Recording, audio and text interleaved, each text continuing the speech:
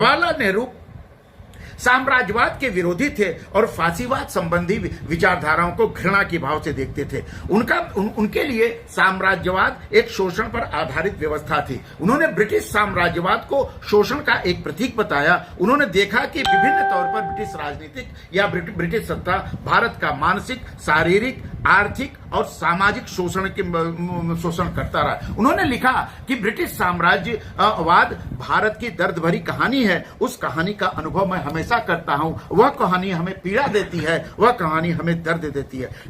10 फरवरी 1927 में ब्रुसेल्स में साम्राज्यवाद विरोधी अंतर्राष्ट्रीय कांग्रेस में नेहरू ने शोषण की दर्द भरी कहानी को बताया था और भारत के उन पीड़ा को समझाने का प्रयास दुनिया को किया था। उन्होंने तीव्रतम आलोचना करते हुए, साम्राज्यवाद की तीव्रतम आलोचना करते हुए कहा था कि भारत में हमें साम्राज्यवाद की पूरी ताकत से तजुर्बा हो चुका है। साम्राज्यवाद का मतलब हम बहुत अच्छी तरह समझते हैं और इसलिए हमें उस तहरीक में दिलचस्पी है जो साम्राज्यवाद के खिलाफ हो। यदि आप ऐसी जिंदा मिसाल देखना चाहते हैं जिसमें आपको साम्राज्यवाद के ढांचे को, अपने नतीजों को समझने में मदद मिले, तो मेरी राय में हिंदुस्तान से बढ़कर उसका कोई मिसाल नहीं है। मतलब दुनिया में साम्राज्यवाद के एक रोल मॉडल को उन्होंने हिंदुस्तान में देखा, उसको अनुभव किया और साम्राज्यवाद के खिलाफ लड़ाई में उन्होंने विश्व मानवतावाद का और विश्व संस्थाओं का या विश्व के राष्ट्रों का सहयोग लेने का प्रयास किया। उनका साम्राज्यवाद, उन्होंने माना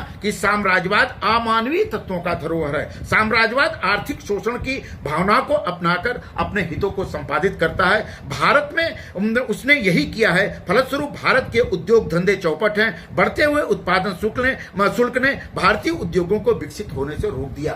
स्वतंत्रता संग्राम भारत में उन्होंने साम्राज्यवाद को भारत के विकास का विरोधी बताया और इस संदर्भ में उन्होंने अपने मूल विचार व्यक्त किए और साम्राज्यवाद के खिलाफ उन्होंने सैद्धांतिक रूप से और व्यवहारिक रूप से अपने राजनीतिक चिंतन को प्रभावित किया, प्रसारित किया। उनके लिए साम्राज्यवाद एक कैंसर के समान है और उस कैंसर का इलाज एक ऑपरेशन ही हो सकता है और वह ऑपरेशन स्वतंत्रता संग्राम, भारत में स्वतंत्रता संग्राम था, जिन्होंने साम्राज्यवाद रूपी कैंसर को आंदोलन रूपी औजार से उसका ऑपरेशन किया। पंडित जवाहरलाल नेहरू फांसीवाद के विरोधी थे और फांसीवाद स्वतंत्रता को मानते नहीं थे। स्वतंत्रता फांसीवादी कैसे हो सकती है?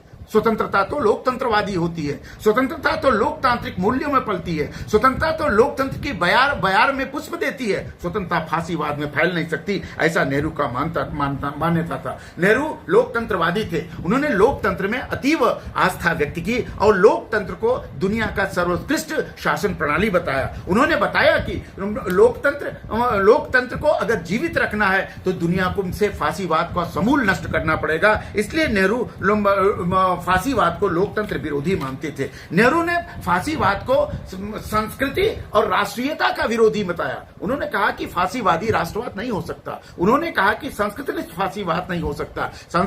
राष्ट्रवादी फांसीवाद होने का मतलब है कि निरंकुशता। सांस्कृतिक फांसीवादी होने का मतलब है कि अपने धर्म को, अपने संस्कृति को दूसरे पर थोपना। इस प्रकार नेहरू का राजनीतिक चिंतन फांसीवाद के खिलाफ, साम्राज्यवाद के खिलाफ शुरू होता है और उस संदर्भ में नेहरू अति लोकतंत्रवादी हो जाते हैं और वह लोकतंत्रवाद संसदीय लोकतंत्रवाद के संदर्भ में आगे बढ़ता है। नेहरू ने एक राष्ट्रवादी थे। उनका राष्ट्रवाद एक अभिव्यक्ति है। उन्होंने राष्ट्रवाद को भावनात्मक दृष्टि से देखने का प्रयास किया। नेहरू की आखिरी वसीयत पढ़ने पर यह समझ में आता है कि यह स्वयं स्वीकार करते हैं कि नेहरू ने हिंदुस्तान को अपरिमित स्नेह दिया था। वह एक पवित्र मिट्टी की सेवा में जीवन पर्यंत जनता के प्रथम सेवक के रूप में लगे रहे। उनमें राष्ट्रीय प्रेम की भावना जिस रूप में व्याप्त थी, वह उसी प्रेरणा के आधार पर संघर्ष के मार्ग पर अग्रसर रहे। यह संघर्ष राष्ट्रवाद को अभिव्यक्ति और जीवन की प्रेरणा देता है। उन्होंने राष्ट्रवाद को ऐसे संघर्षों की अनुभूत का। उन्होंने कहा कि जब कभी कोई आपत्ति आती है तब राष्ट्रवाद जन्म लेता है और राष्ट्रीय रंगमंच पर छा जाता है।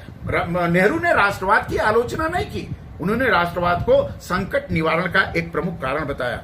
पंडित नेहरू का जो चिंतन है वह स्वतंत्रता उसका मूल आधार है। नेहरू का राष्ट्रवाद धार्मिक या हिंदू राष्ट्रवाद की भावना से मुक्त है।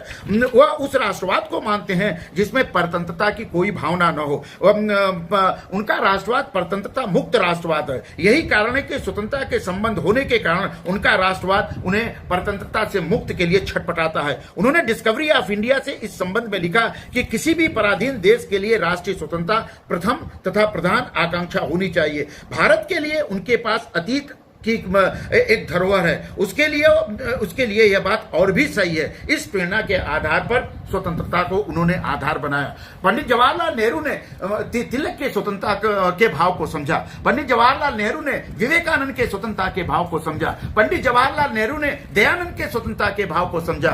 पंडित जवाहरलाल नेहरू ने गांधी के स्वतंत्रता को भाव को समझा और उस स्वतंत्रता को उन्होंने आगे बढ़ाने के लिए एक लोकतांत्रिक परिवेश दिया। तो उनकी स्वतंत्रता की भावना लोकतांत्रिक स्वतंत्रता है। उन्होंने